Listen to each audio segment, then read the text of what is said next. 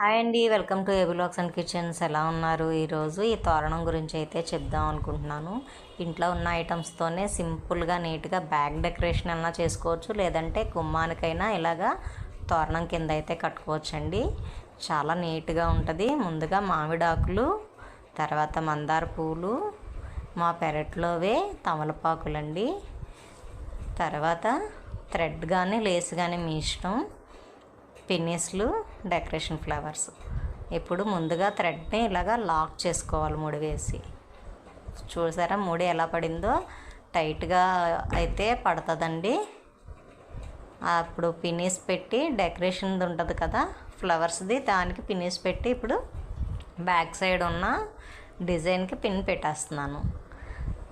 అక్కడ పిన్ పెట్టిన తర్వాత ఈ చివర కూడా ముడి వేసి సేమ్ అలాగే ఆ చివరికి పిన్ పెట్టేశాను.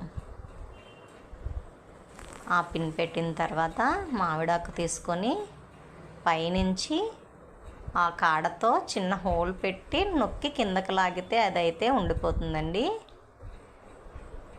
చూడండి, మళ్ళీ ఇంకొకసారి చూపిస్తాను.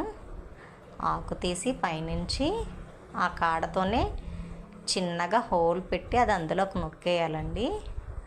అలాగా అన్నీ చేసేసుకోవాలి.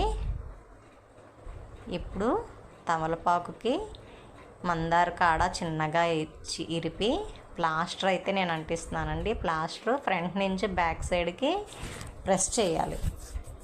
ఒక మందార పువ్వు, ఒక తమలపాకు, మధ్యలో మామిడాకు, ఇలాగా అన్నీ ఒకదాని తర్వాత ఒకటి నీట్గా స్టిక్కరింగ్ చేసుకోవాలండి.